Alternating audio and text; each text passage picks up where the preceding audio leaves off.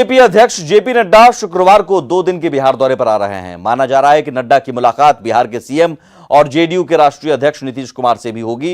इस दौरान seat sharing फॉर्मूले पर भी बातचीत होने की संभावना है। पटना पहुंचने के बाद शाम 6 बजे बिहार बीजेपी कार्यालय में चुनाव संचालन समिति की बैठक करेंगे। अगले दिन यानी 12 सितंबर को सुबह 9 बजे मां पटन देवी के दर्शन करेंगे और उसके बाद प्रदेश कार्यालय से आत्मनिर्भर भारत अभियान का शुभारंभ करेंगे। इसके बाद नड्डा दरभंगा के लिए निकलेंगे और वहां मखाना और मछली उत्पादकों के साथ बैठक करेंगे। दरभंगा के बाद नड्डा मुजफ्फरपुर के सरैया के लिए रवाना होंगे, जहां लीची किसानों और महिला किसानों के साथ बैठक में शामिल होंगे। वापस पटना आने पर डिप्टी सीएम सुशील मोदी के आवास पर बिहार कोर कमेटी की बैठक लेंगे। चुनावी तैयारियों की समीक्षा के बाद देर रात दिल्ली के लिए लौट जाएंगे। इस दौरे में बिहार प्रभारी देवेंद्र फडणवीस भी साथ होंगे।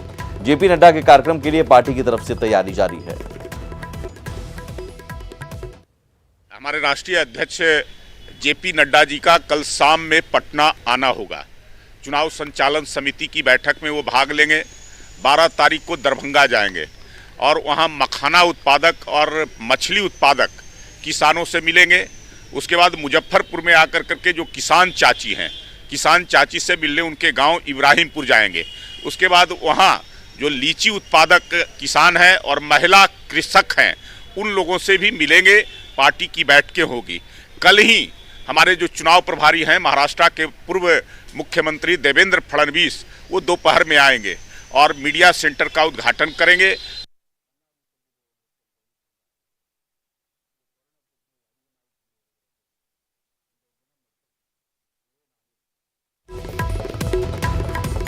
और 2 दिनों के लिए बिहार दौरे पर आ रहे हैं जेपी नड्डा।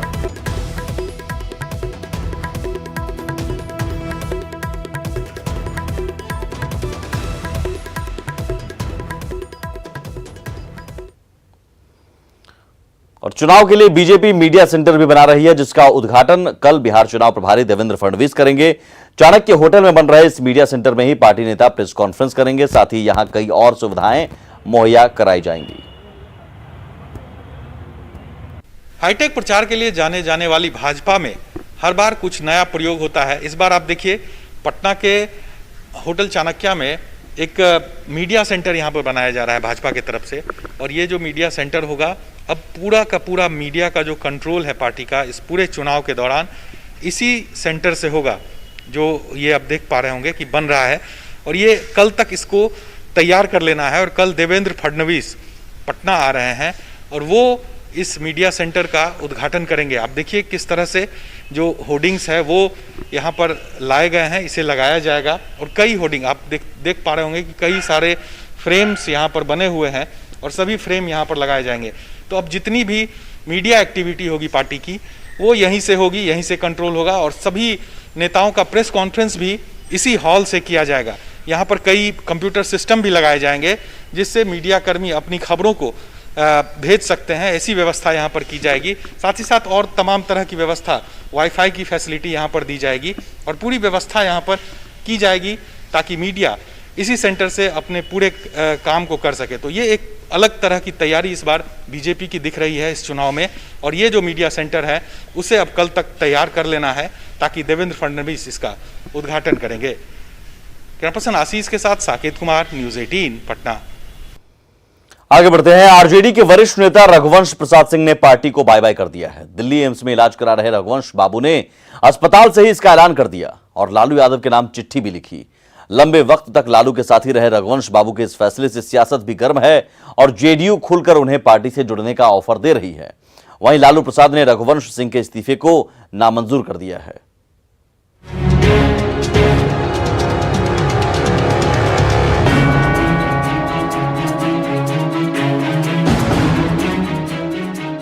विधानसभा चुनाव से पहले आरजेडी को बहुत बड़ा झटका लगा है। पार्टी के वरिष्ठ और कद्दावर नेता रघुवंश प्रसाद सिंह ने इस्तीफा दे दिया है। वो पार्टी के राष्ट्रीय उपाध्यक्ष पद से पहले ही इस्तीफा दे चुके थे। काफी दिनों से रघुवंश पार्टी में जारी गतिविधियों से नाराज चल रहे थे। दिल्ली एम्स में इलाज करा रहे रघुवंश बाबू ने अस्पताल से ही पार्टी के मुखिया लालू यादव को भावनात्मक चिट्ठी लिखी। रघुवंश ने लिखा, सेवा में राष्ट्रीय अध्यक्ष महोदय, रिम्स अस्पताल रांची। जननायक कर्पूरी ठाकुर के निधन के बाद 32 वर्षों तक आपके पीछे खड़ा रहा, लेकिन अब नहीं। पार्टी नेता, कार्यकर्ता और आम जन ने बड़ा स्नेह दिया, मुझे क्षमा करें। सादर, रघुवंश प्रसाद सिंह। रघुवंश प्रसाद सिंह के इस्तीफे पर आरजेडी के नेताओं की बोलती बंद है। सूझ नहीं रहा कि आखिर क्यों इतने पुराने नेता ने पार्टी से नाता खत्म कर लिया। नाराज चल रहे थे। उन्होंने कभी ये नहीं कहा कि किन कारणों से नाराज चल रहे हैं। वो कोरोना पॉजिटिव हुए थे, पहले वहाँ एडमिट होना पड़ा था। इसके बाद वो इस्तीफा उन्होंने उपाध्यक्ष पद से दिया है। आज ये खबरें आ रही है कि उन्होंने पार्टी से दिया है। ये सारे मसलों पर हमारा पार्टी का नेतृत्व इस पर पूरे मामले को देखेगा और वो पार्टी का जो नेतृत्व फैसला लेगा वो। लेकिन रघुवंश बाबू हमारे लिए, हमारी पार्टी के लिए एसेट थे। वहीं रघुवंश बाबू के लालटेन छोड़ते ही सत्ताधारी पार्टियों की उन पर नजर गड़ गई है। जेडीयू सांसद ललन सिंह ने तो रघुवंश सिंह को एसेट बताया है, जबकि बीजेपी की ओर से भी आरजेडी पर रघुवंश बाबू को परेशान करने का आरोप लगाया जा रहा है। रघुवंश बाबू किसी भी पार्टी के लिए एसेट हो सकते हैं। रघुवंश बाबू अगर एनडीए में, जनता दल यूनाइटेड में आना चाहेंगे, हम सब लोग खुले दिल से, खुले मन से उनका हृदय से स्वागत करें। पिछले कुछ महीने से जिस प्रकार से रघुवंश बाबू जैसे वरिष्ठ राजनेता को मानसिक प्रताड़ना दी जा रही थी और उस परिस्थिति में उनको प्रताड़ित किया जा रहा था जब वो अस्पताल में थे, जिन्होंने अपने जीवन का अधिकतम समय उस दल के लिए दिया, इस संकट के समय में उनके साथ खड़े हों, बल्कि उस संकट के समय में उनको मानसिक रूप से प्रताड़ित किया है, तो मैं समझता हूं कि जो मानसिक कष्ट हुई होगी रघुवंश बाबू को, उसके कारण उन्होंने ऐसा निर्णय लिया होगा। रघुवंश बाबू अपनी पार्टी से इतने खफा क्यों थे, तो उसकी कुछ अहम वजहों को भी जान लीजिए। दरअसल रामा सिंह को पार्टी में शामिल कराने पर तेजस्वी यादव अड़े थे। तेज प्रताप यादव ने भी एक लोटा पानी से इनकी तुलना की थी।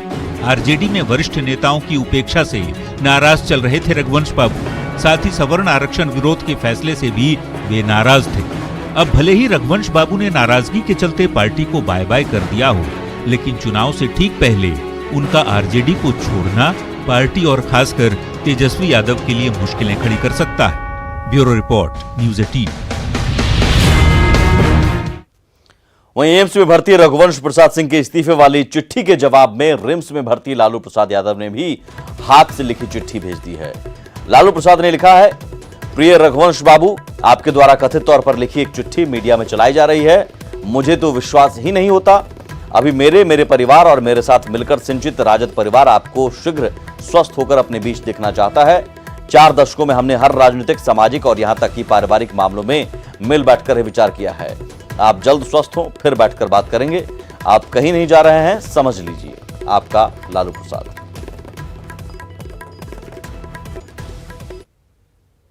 तो एक तरफ आरजेडी को रघुवंश प्रसाद सिंह जैसे लोग छोड़ रहे हैं, तो अनंत सिंह जैसे बाहुबली तेजस्वी को सीएम बनाने की बात कहते हैं। मोकामा से निर्दलीय दबंग विधायक अनंत सिंह ने आरजेडी से चुनाव लड़ने की बात कही है। कभी लालू प्रसाद और अनंत सिंह एक दूसरे को देखना तक पसंद नहीं करते थे, मगर अब हालात बदल गए हैं। आरजेडी से रघुवंश आउट, आरजेडी में अनंत इन। बाहुबलियों के दम पर ताज की तैयारी।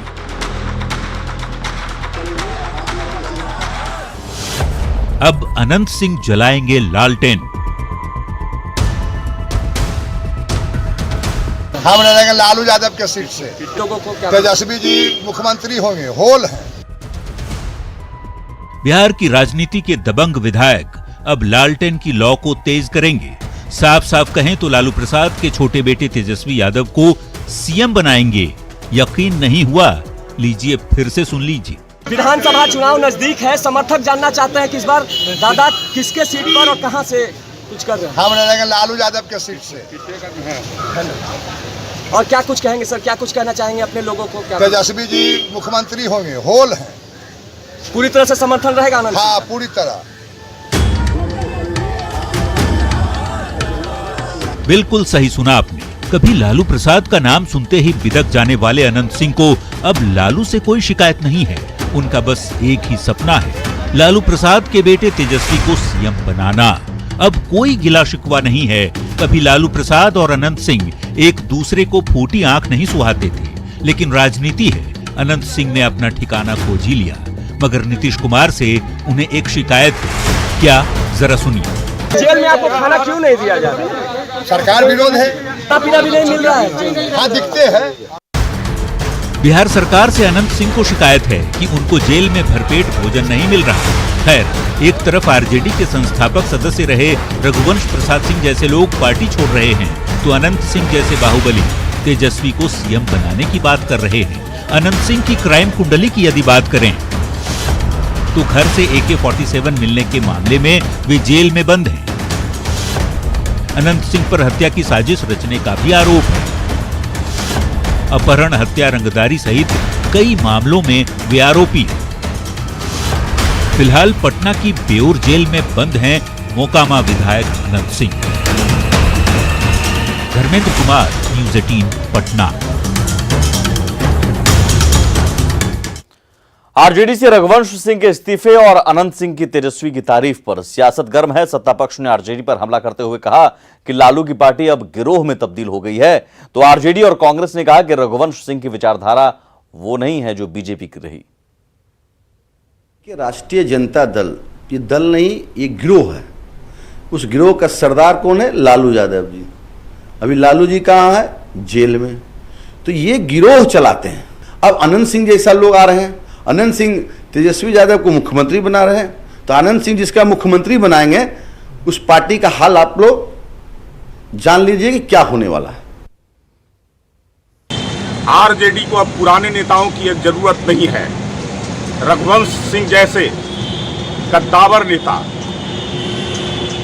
राजनीतिक रूप से बहुत ही महत्वपूर्ण व्यक्ति को उसने आउट कर दिया और अनंत सिंह की एंट्री अब हो रही है। उसको केवल जो है से अपराधियों पर, दागियों पर और असामाजिक लोगों पर ही जो है से भरोसा रह गया। आदरणीय रघुवंश बाबू प्रकरण पर हमारे आदरणीय राष्ट्रीय अध्यक्ष जी निर्णय लेते हैं। वो निर्णय आदरणीय लालू प्रसाद जी ने लिया है। आदरणीय रघुवंश बाबू का इस्तीफा नामंजूर उन्होंने किया है। और जहाँ तक बात है अनंत सिंह जी की, तो इस पर भी हमारा पार्टी का नेतृत्व निर्णय कि रघुवंश बाबू, जेपी, लोहिया, कर्पूरी, इन तमाम वरिष्ठ नेतृत्व के साथ उन्होंने काम किया है, तो कभी ऐसा नहीं चाहेंगे कि बिहार में आरएसएस और भाजपा की सरकार बने, क्योंकि जिनके साथ काम किए हैं उनका विचारधारा सदैव आरएसएस और भाजपा विरोधी रहा है। इसलिए वो जहां भी रहेंगे, सक्रिय राजनीति में रहें या ना रहें, लेकिन वो अवश्य चाहेंगे कि बिहार में महागठबंधन की सरकार बने।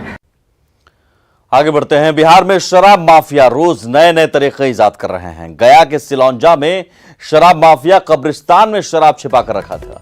स्थानीय लोग जब एक शव को दफनाने पहुंचे तो शक होने पर पुलिस को सूचना दी, तब जाकर मामले का खुलासा हुआ।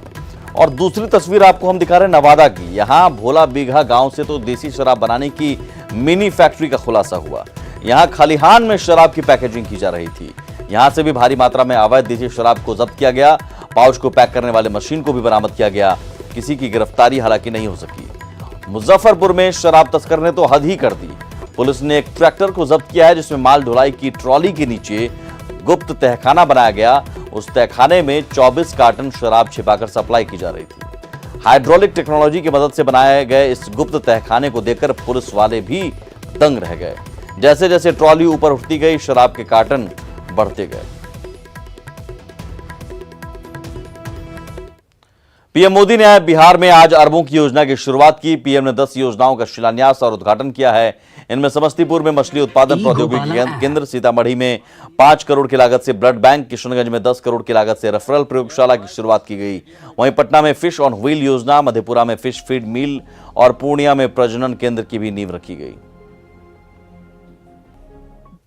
और इसी के साथ इस बुलेटिन में इतना ही, लेकिन आगे भी खबर